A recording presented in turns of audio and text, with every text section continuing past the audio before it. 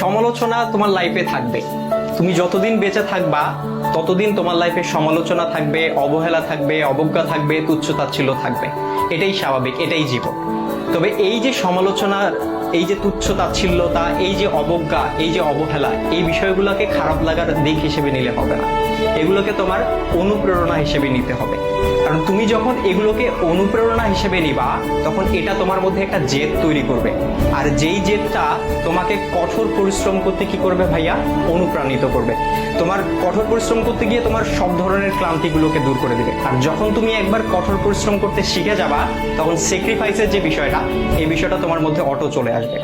সুতরাং এই যে, আর সবকিছুর সাথে যদি বলো যে এই যে সমালোচনা, এই সমালোচনার পাশাপাশি জেদ, কঠোর পরিশ্রম, স্যাক্রিফাইস, আর এগুলোর সাথে যখন মেধার সংমিশ্রণ ঘটবে, তখনই তোমার স্বপ্নগুলো পূরণ হবে।